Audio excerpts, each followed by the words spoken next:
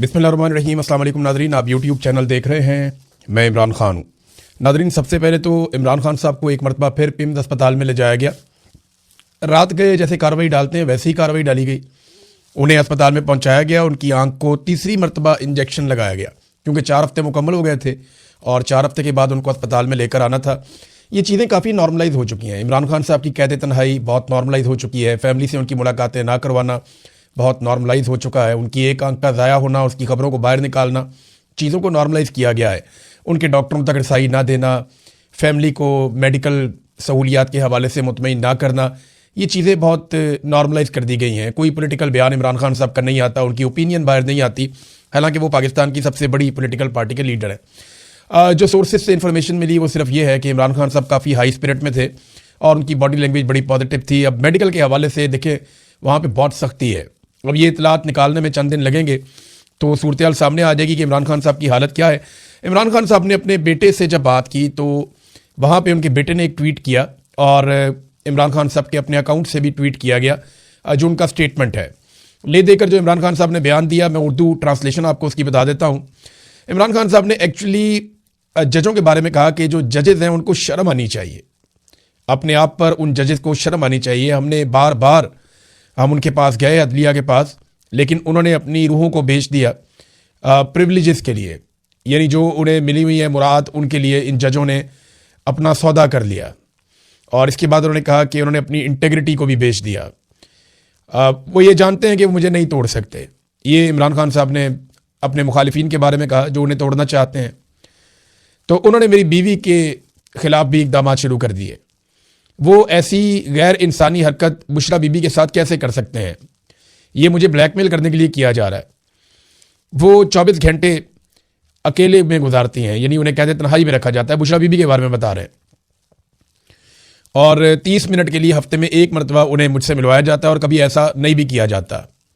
ये गैर इस्लामी है कि ख़वातीन को, बच्चों को और जो बुज़ुर्ग हैं उनको नुकसान पहुँचाया जाए या उनके साथ ऐसा किया जाए। और इनके जो मकासद हैं ना वो बड़े क्लियर हैं और जजेस इसके लिए ज़िम्मेदार हैं कि सोसाइटी के अंदर इंसाफ फराहम किया जाए।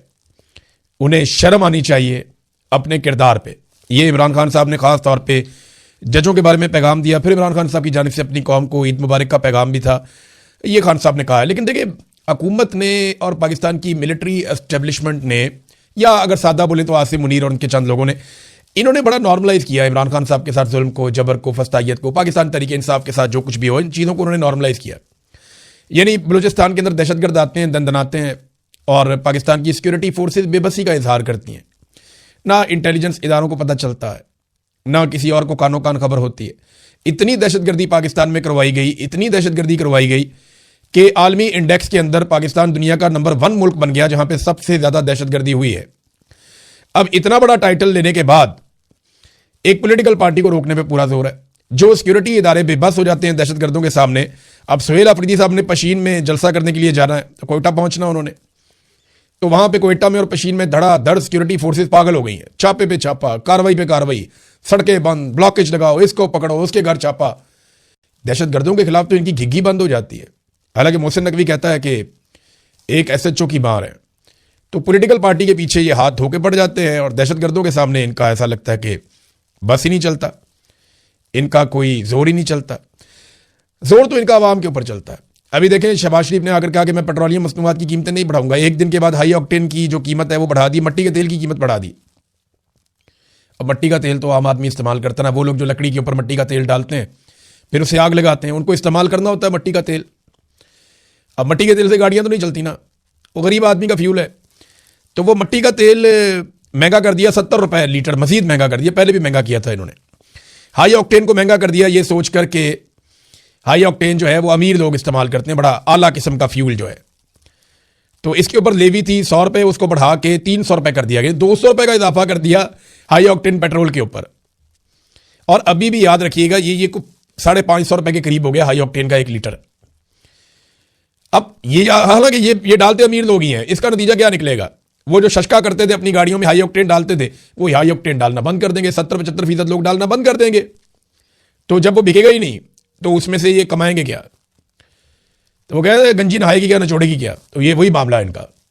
जब वो बिकना ही नहीं है तो उसमें से इन्होंने कमाना क्या है? जितना महंगा इन्होंने कर दिया, लोग दूसरा वाला डालेंगे या मिक्स करके डालेंगे, जैसा कि नॉर्मली लोग करते हैं। पाकिस्तान में पहले भी बचत करते हैं। है वैसे फ्यूल वो अमीर आदमी का है, लेकिन इतना जब आप बढ़ा देंगे ना तो वो भी दूसरे फ्यूल पे आ जाएगा। और अभी आप देखिएगा ये दूसरे फ्यूल की कीमत भी बढ़ाएंगे। ये इतने अच्छे नहीं है कि ये कौम का एहसास करें। जब इन्हें पता चलेगा कि इससे भी पैसा नहीं बन रहा तो ये एक और तरीके से पैसा बनाएंगे।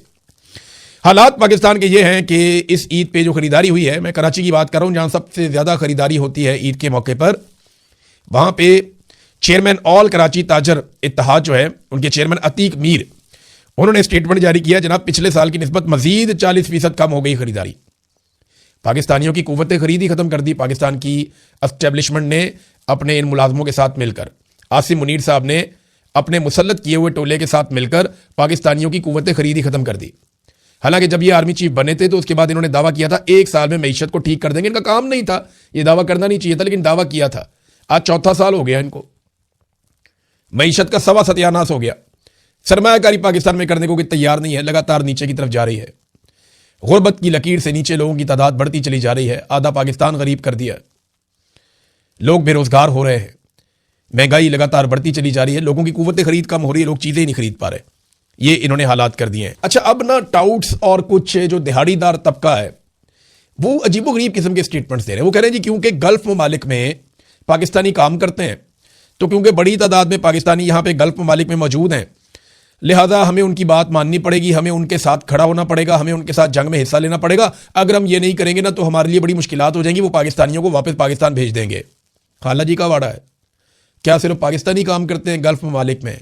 मैं बताता हूं ये कौन सा झूठ है जो आपसे बोल रहे हैं और कौन सी बात है जो आपसे छुपा रहे हैं, और डेटा के साथ बताऊंगा।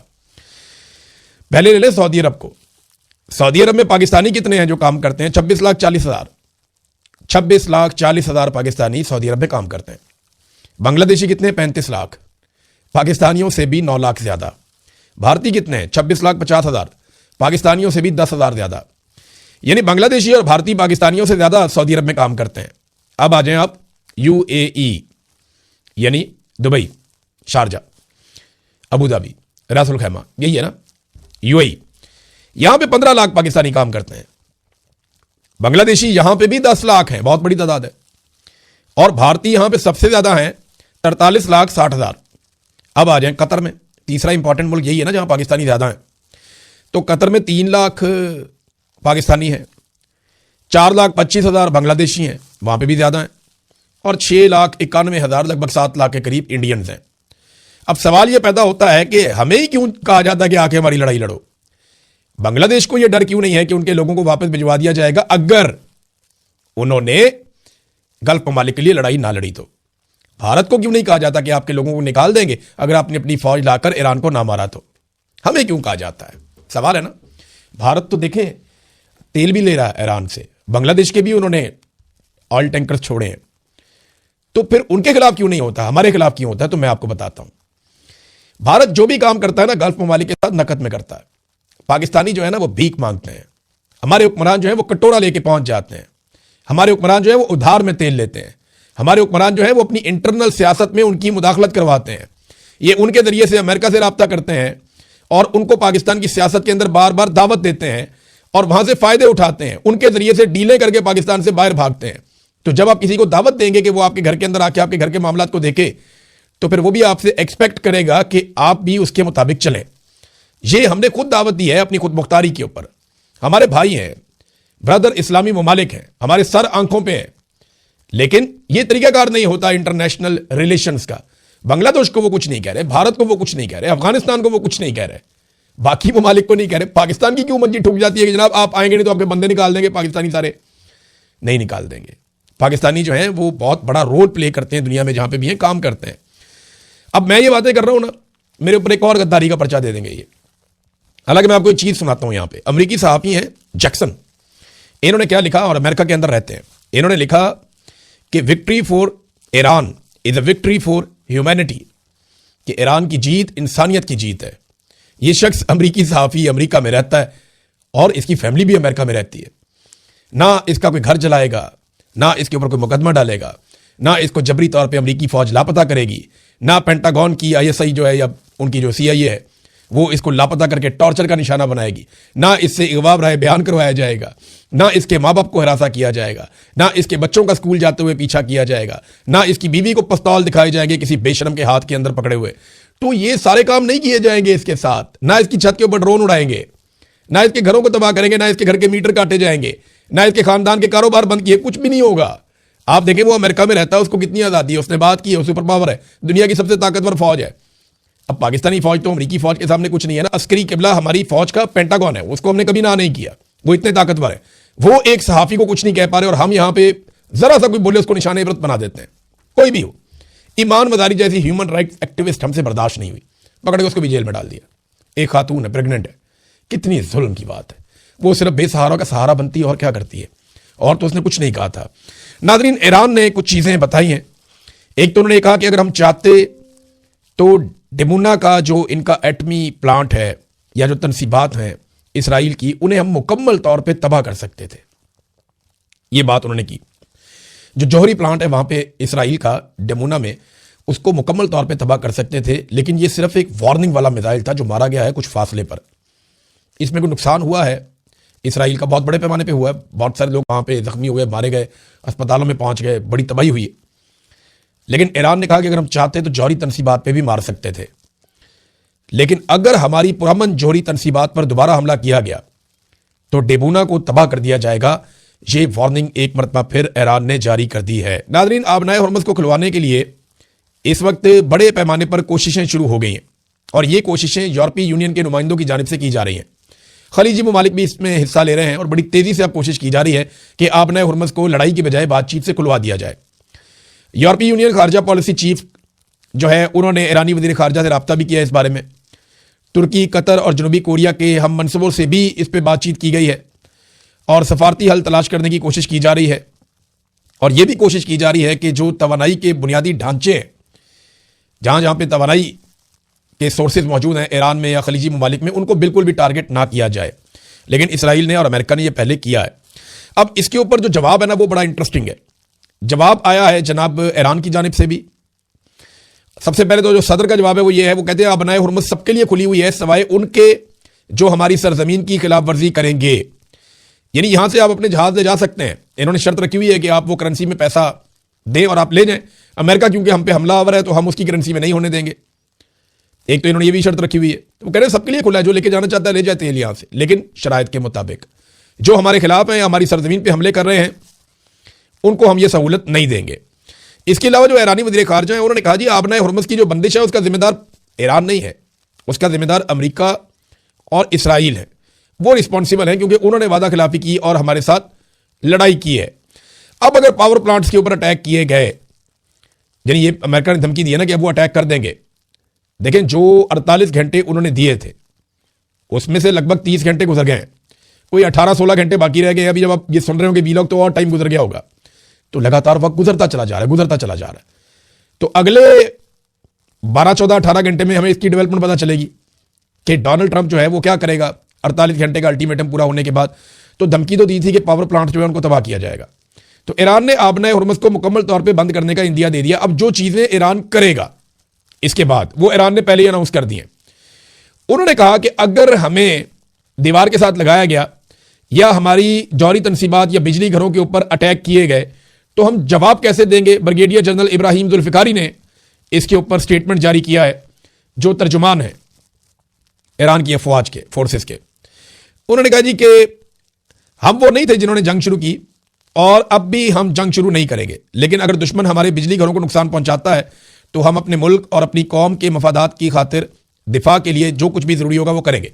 नंबर 1, अब वो बता रहे हैं क्या क्या करेंगे। नंबर 1, आबनाए हुर्मुज़ को मुकम्मल तौर पर बंद कर दिया जाएगा और जब तक हमारे तबाहशुदा बिजली घर दोबारा तामीर नहीं हो जाते इसे फिर नहीं खोला जाएगा। ये तो बहुत बड़ी बात उन्होंने की। 2, सेहूनी रजीम के तमाम बिजली घर, तवानाई के ढांचे और इंफॉर्मेशन टेक्नोलॉजी को वसी पैमाने पर निशाना बनाया जाएगा।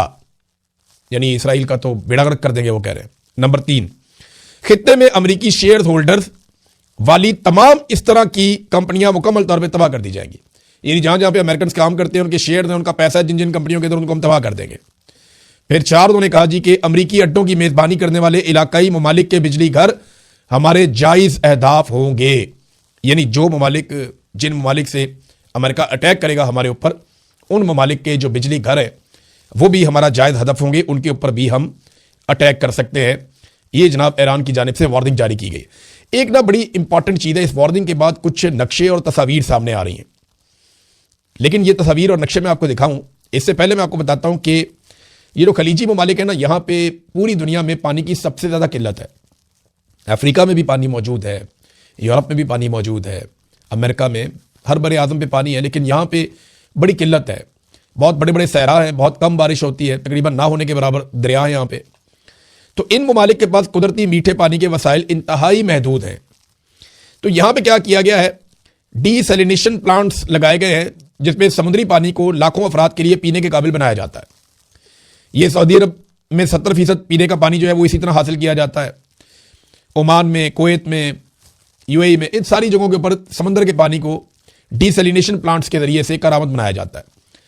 अब इनको तबाह किया जा सकता है और इनको नुकसान पहुंचाया जा सकता है ईरान की जानिब से। यह है जनाब बड़ी खबर। अब ये हैकिंग ग्रुप हंजला ने इस खित्ते में इसराइल के पानी और बिजली के इंफ्रास्ट्रक्चर के तमाम नक्शे शाया कर दिए हैं। ये ना सिर्फ इन्होंने नक्शे जारी किए हैं, बल्कि इन्होंने ये बताया कि कहां कहां पे कौन कौन सी साइट्स मौजूद हैं और ईरान ये जानता है कि किसको कैसे कहां टारगेट करना है। अब ये एक और जगह पे आप देखें, ये ईरान की जानिब से तस्वीर जारी की गई हैं। ये ट्रंप ने ईरान के तवानाई और पानी के ढांचे पर हमला किया तो उर्दन, सऊदी अरब, कुवैत, मुत्तहिदा अरब अमारात, बहरीन और कतर में तवानाई और पानी के प्लांट्स मुमकिन हदफ हो सकते हैं, दावा किया जा रहा है। अभी ईरान की जानिब से हुकूमती सतह पे नहीं है, लेकिन ये तस्वीर अब हर तरफ गर्दिश कर रही है कि कौन कौन सी जगह कहां पे है जहां पे अटैक किया जा सकता है। नादरीन, इसके ऊपर ना लड़ाई जब से हुई है, मैं पहली मरतबा आपको अब मौक़िफ़ देने लगा हूं हमास का। ये बड़ा इंपॉर्टेंट होगा हमास का मौक़िफ़, क्योंकि सबसे ज़्यादा जो मजलूम है वो तो फ़लस्तीनी है, जो गाज़ा के रहने वाले हैं। उनके साथ बहुत जुल्म हुआ। हालांकि अब इसराइल ये चाहता है मामला लेकर जाए यूनाइटेड नेशन में और वहां जाके ये कहा जाए जनाब ईरान जो है क्लस्टर बम मार रहा है जिसकी इजाज़त नहीं है। हालांकि इसराइल खुद फास्फोरस बम मार रहा है जिसकी बिल्कुल ही इजाज़त नहीं है। और जो यानी इंसानी हकूक़ की बात पूरी दुनिया में कोई भी कर सकता है, कोई भी पूरी दुनिया में इंसानी हकूक़ की बात कर सकता है, इसराइल नहीं कर सकता। जैसा कि पाकिस्तान में पाकिस्तान की मिलिट्री एस्टेब्लिशमेंट इंसानी हकूक़ की बात कभी भी नहीं कर सकती, जैसी उन्होंने तबाही फेरी है। जैसा कि नवाज शरीफ और जरदारी करप्शन के खिलाफ कभी भी बात नहीं कर सकते, जो उन्होंने तबाही फेरी है। इसी तरह इसराइल इंसानी हकूक़ की बात नहीं कर सकता। तो हमास ने कहा कि ईरान पूरे मुस्लिम उम्मा के लिए दिफाई लाइन है। हमास की अस्करी शाख के तर्जुमान अबू उबैदा ने स्टेटमेंट जारी किया। उन्होंने कहा बयान देते हुए, हम इस्लामी इनकलाबी गार्ड्स कोर की ताकतवर मिसाइलों के हमले पर बेहद फख्र महसूस करते हैं, जो नए हरबों के जरिए दुश्मन की गहरी तरीन हुदूद को निशाना बना रहे हैं। उन्होंने मजीद कहा कि यह रद्दअमल न सिर्फ ईरान के खिलाफ जारी अमरीकी और इसराइली जारहियत के जवाब में है, बल्कि गजा में जारी नस्ल कुशी के पेश नज़र भी है। अबू उबैदा ने कहा कि यह नाजी सहूनी दुश्मन सिर्फ ताकत की ज़ुबान ही समझता है और हर वार का दोहरा जवाब देना और इसे भारी कीमत चुकाना ही वो तरीका है जिससे इसकी जारहियत को रोकना मुमकिन हो सकता है। तो ये पहला एक स्टेटमेंट है जो एक हमास की जानिब से आया और इस स्टेटमेंट का बड़ा चर्चा हो रहा है पूरी दुनिया के अंदर। जनाब हमास तो कह रहा है कि ईरान ठीक कर रहा है और वो ईरान को सपोर्ट करते हैं, ये जो कुछ भी ईरान ने किया इस हवाले से। नादरीन, हौसी बागियों ने भी एक ऐलान किया। उन्होंने कहा जी कि जो भी मिसाइल जा रहे हैं इसराइल की जानिब, उन्हें सऊदी अरब, यूएई और उर्दन वो उन्हें इंटरसेप्ट करके रोके ना, उन्हें रस्ते में तबाह ना करें। अगर इसराइल की तरफ जाने वाले मिसाइलों या हथियारों को या ड्रोन्स को रस्ते में रोका गया इन ममालिक की जानिब से, तो इन ममालिक को इसराइल का हिस्सा समझा जाएगा और फिर वैसे ही इनके साथ सलूक किया जाएगा। ये हौसियों ने कहा। यह बात ईरान ने भी शिकवा किया था कि हम मिसाइल इसराइल पे फेंकते हैं तो रस्ते में उर्दन, यूएई, सऊदी अरब ये उनको इंटरसेप्ट करके रोकते हैं और ये वहाँ जाने नहीं देते इसराइल की तरफ मिसाइल को। लेकिन वो सारा जो दिफाई निज़ाम है वो अमेरिका के ज़रिए असर काम कर रहा था, अमेरिकन उसको ऑपरेट कर रहे थे, तो वो इसराइल की तरफ कभी भी मिसाइल नहीं जाने देंगे। ये बात ईरान को समझनी पड़ेगी। ये तो अरब ममालिक में लगे तो हुए थे सिस्टम, लेकिन हिफाजत तो एक्चुअली ये इसराइल की कर रहे थे। नादरीन, आखिर में मैं एक चीज़ अर्ज़ करना चाहता हूँ कि आज खैबर पख्तूनख्वा में 10 लाख पौधे लगाने का दावा किया गया कि वो लगाएंगे। सरकारी वसाइल से वो लगा रहे हैं मुख्तलिफ जगहों पर। मेरी हर पाकिस्तानी से गुजारिश है कि ये मौसम बहार है, अभी चल रहा है, हमारे पास थोड़ा सा टाइम बाकी है, रमज़ान गुजर गए, तो आप सारे पौधे लगाएं। चाहे आप पंजाब में रहते हैं, चाहे आप खैबर पख्तूनख्वा में रहते हैं, सिंध में, बलूचिस्तान में, आप पौधे लगाएं, जितने हो सकते हैं पौधे लगाएं। आज़ाद कश्मीर में भी लगाएं। वजह यह है कि हमारा जो पाकिस्तान में सबसे बड़ा मसला है वो क्लाइमेट चेंज का है आज भी मेरी नज़र में, ये सियासी मामलात भी इंशाल्लाह एक दिन आएगा हल हो जाएंगे, माशी मामलात भी एक दिन आएगा हल हो जाएंगे। आप हर चीज़ से निकल आएंगे, क्योंकि हर चीज़ का सलूशन तो 4-5 साल में निकल सकता है, लेकिन क्लाइमेट चेंज का सलूशन निकालते निकालते आपको 2-3 दहाइयाँ लग सकती हैं। ये सबसे ज़्यादा कम्प्लेक्स मसला है जिसमें हम फंसे हुए हैं। लिहाजा हर पाकिस्तानी से मेरी गुजारिश है कि वो अपना किरदार अदा करें। ये बहुत लंबा मामला है और बहुत दूर तक इस पर काम करने की ज़रूरत है। हुकूमतों को होश करने की ज़रूरत है, लेकिन उनकी तवज्जो ही नहीं है, अय्याशियों से उनको फुर्सत ही नहीं है। अब तक के लिए इतने ही। अपना ख्याल रखिएगा, अपने चैनल का भी। अल्लाह हाफ़िज़।